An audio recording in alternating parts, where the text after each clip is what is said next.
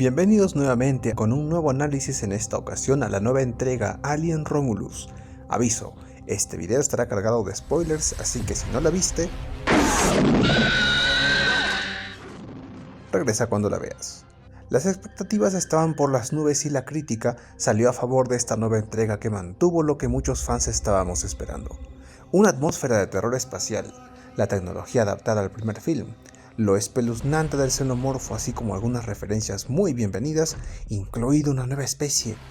Así, para conocer todos estos detalles, quédate hasta el final del video. En el año 2142, una sonda de Weyland-Yutani encuentra al xenomorfo en los restos del Nostromo. Así es, el mismo Big Chap que la teniente Ellen Ripley expulsó al espacio 20 años antes dentro de la historia, revelándonos además que para su supervivencia este se ha encerrado en una crisálida protectora, debido al extendido periodo de tiempo que permaneció ahí flotando. Paralelo a esto, tenemos a Rain Carradine, una joven huérfana que vive en la colonia Jackson Star. Trabaja junto a su hermano adoptivo Andy, un humano una persona artificial, reprogramado por el padre de la chica, dándole como directiva principal hacer lo que es mejor para Rain. Desesperada por escapar de la colonia y de la corporación, Rain acepta una oferta de su exnovio Tyler para unirse a una arriesgada misión a bordo de una nave espacial abandonada. El objetivo es recuperar cámaras de criostasis que les permitirán a ella y a sus amigos huir al planeta Ivaga, que se encuentra fuera de los dominios de la Weyland, pero que es sin duda mejor que vivir en la espantosa Jackson Star, esta colonia minera. Protestantes contra la corporación, estafas, Latinoamérica, injusticias de la compañía hacia su gente, Latinoamérica, gente abusiva, un decadente estilo de vida y es Latinoamérica. Como se nos predijo en los avances, la tecnología allí vista es la del retrofuturismo, la misma vista en la primera película y que a muchos, incluyéndome, nos ha encantado no solo por la nostalgia de aquel estilo, sino por la coherencia, en contraste a las anteriores Prometeo y Covenant, que propusieron tecnologías avanzadas y hasta táctiles holográficas, en eventos que ocurrieron antes que esta. Este sinsentido ha sido dejado atrás en Romulus, así que buen punto a favor. En esta peli nos encontramos como por primera vez dentro del canon y la cronología, un equipo de Weyland-Yutani pudo finalmente dar con el xenomorfo y comenzar su estudio. Pero como toda actividad relacionada con ellos termina en desastre, tenemos el resultado de caos, tal como ocurrieron en la segunda o cuarta película. El concepto de la criatura es el del clásico xenomorfo zángano, visto en la primera entrega, cabeza de domo liso, con la variante de la cola que termina en un aguijón, a diferencia de gancho visto en la primera o en Alien Covenant. Ver cómo empala a uno de los protagonistas es simplemente clásico, así como el magistral uso de la mandíbula retráctil. Como sabemos, Fede Álvarez prefirió el uso de efectos prácticos, combinados al CGI y un animatrónico de tamaño real del xenomorfo. En una época donde todo es computarizado, ver algo así nos lleva de regreso a aquellos gloriosos tiempos donde se tomaban el tiempo de elaborar una criatura en físico y darle vida. Dicho sea de paso, se trata del mismo equipo que hizo las animaciones del primer Alien. Así que otro punto a favor. Entre las variaciones de la especie encontramos el tiempo de incubación. Siendo de la primera película un periodo bastante largo, este se ha resumido bastante con el pasar de las películas y Romulus no es la excepción. Tanto la incubación como su crecimiento es bastante rápido y ahora sabemos que el xenomorfo, además de cambiar de piel en su etapa larvaria, genera una crisálida para llegar a su mortífera forma, momento en que además aniquila a otro de los personajes. Este concepto es buenísimo, el cual es de mi agrado personalmente. Esta forma de desarrollo se ha visto en el universo extendido de Alien vs Depredador, como en el juego de Extinction, así como también el Predalien emergiendo en la segunda peli AVP Requiem. Esta aceleración en su crecimiento puede que se deba a que esta nueva caza se trate de clones extraídos de los experimentos con el xenomorfo Big Chap, cambiando mucho sus características. Sin lugar a dudas, una conexión total al traer nuevamente a la pantalla a este legendario ser, pues se trata del primer xenomorfo visto en pantalla grande y el diseño puro original de su creador, Hans Geiger. Y una película de Alien a esas alturas no podía quedarse atrás sin las tan famosas y memorables referencias. Si puedes identificar la gran mayoría, considérate un digno fan de esta franquicia. La tecnología y retrofuturismo antes mencionado. El joven que prefiere ser llamado persona artificial. Este otro artificial que tiene tal tino en decir que los compadece ante sus nulas posibilidades de sobrevivir y que además viene a ser del mismo modelo de Ash. En la primera película, podemos ver que los xenomorfos son y serán criaturas muy ocupadas. Cuando defines a un ser querido, seas o no un androide, le dirás de frente a esa amenaza que no vuelva a acercarse a ella, y por supuesto, Como toda superviviente de Alien que se respete, Rain queda como la última sobreviviente del Corbelan. Un guiño a la segunda película es la de Tyler enseñándole a Rain a usar una versión del rifle de pulso que combina tanto el aspecto del M41A como el rastreador de objetivo inteligente.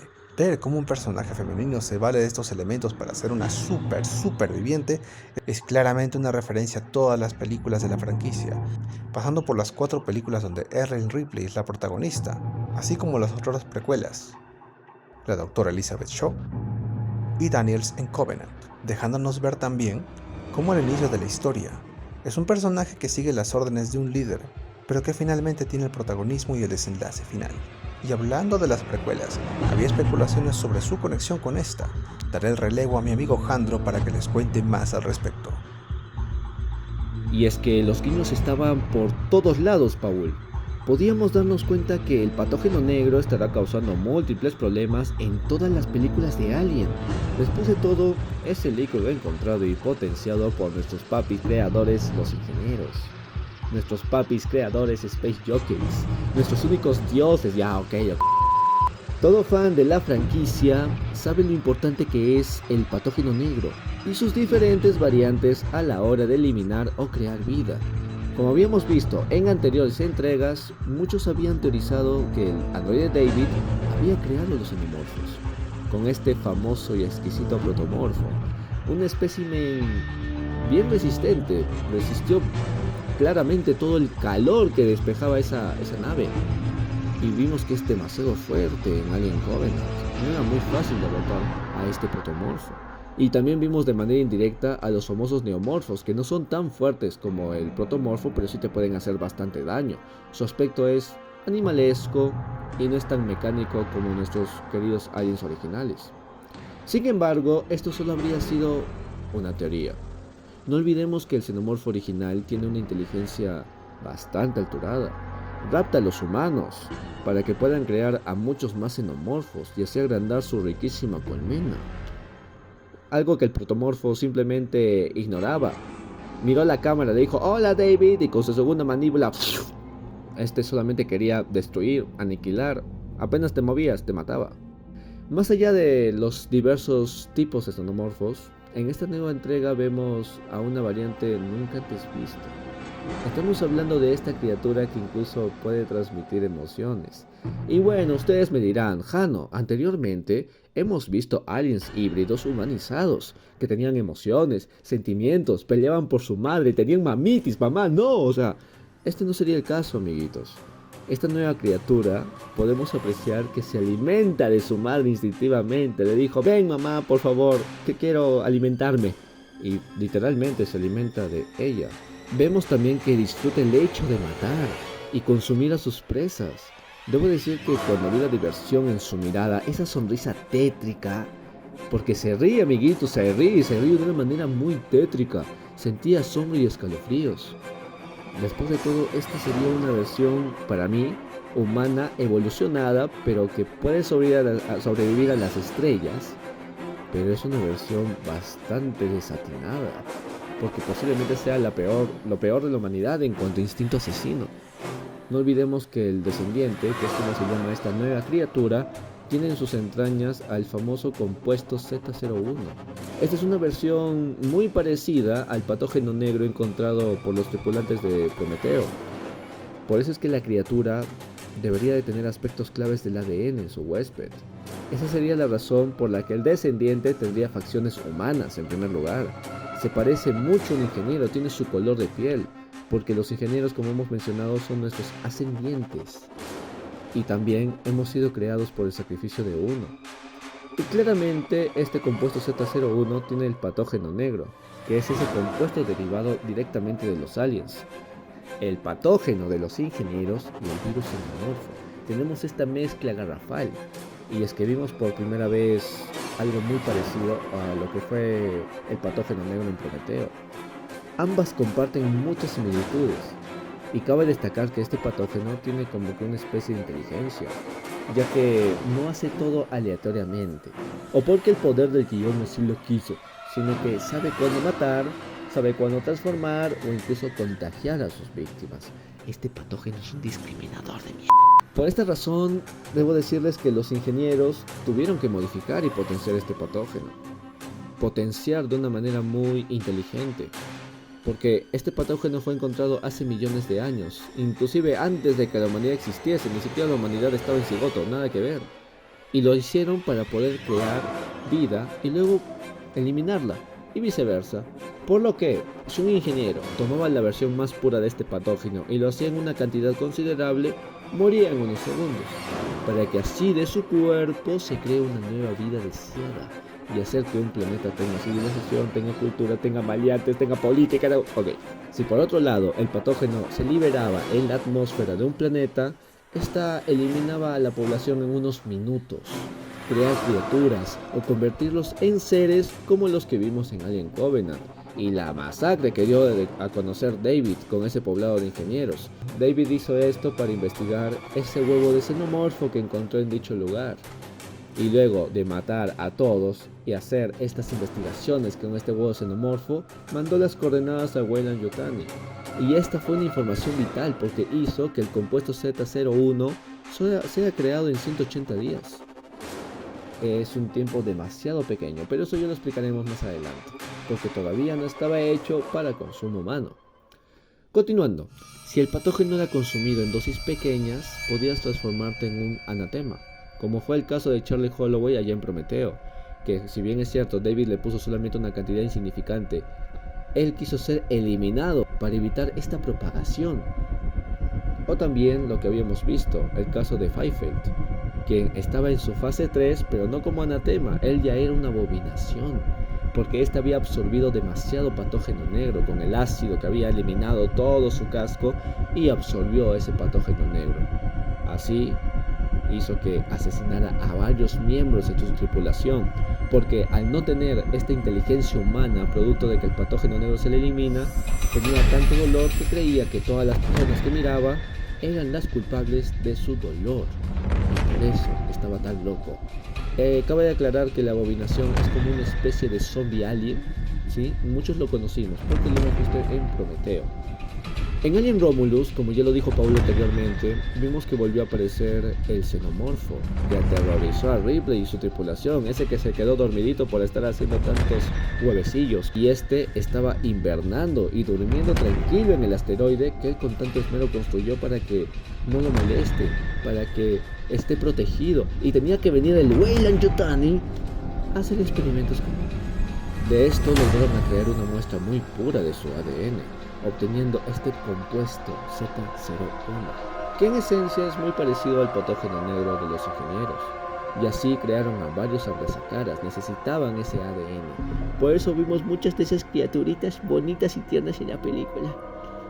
Así empezaron a hacer experimentos con diversos animales, logrando que las heridas se curan al instante. Sin embargo, estos animales se ponían agresivos, tenían tumores por todas partes y finalmente morían de una gran y tétrica y deliciosa explosión. Es claro que el compuesto Z01 no estaba listo para ser colocado en humanos, como había mencionado.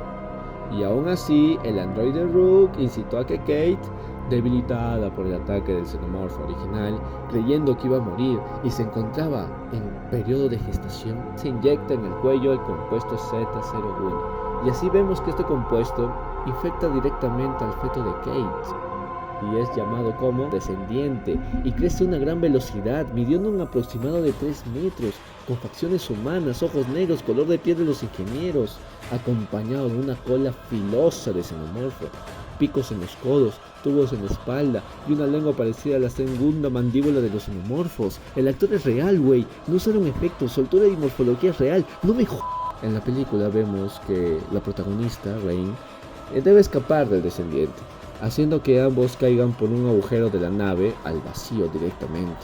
Lo interesante es que no estamos hablando de un xenomorfo cualquiera, estamos hablando de un descendiente. Tiene habilidades más mejoradas que las de un xenomorfo. Lo bueno es que Rain cuenta con mucho ingenio y amarra su traje con la nave. Aquí podemos ver que la criatura cuenta, como había mencionado, con una fuerza extraordinaria, porque se agarra a tal magnitud que la succión del vacío no puede llevárselo con él. Esta fuerza, como había dicho, superará a la de un xenomorfo clásico y sería interesante compararla con la de un depredador. Continuando, aún así, Rain logra zafarse de esta criatura, haciendo que ella caiga al vacío y choque con el anillo de asteroides en el que se habían puesto. Nos faltaría un poco de información para saber si la criatura sigue con vida o no. Después de todo, tiene facciones alien, de ingeniero y claramente también de humano.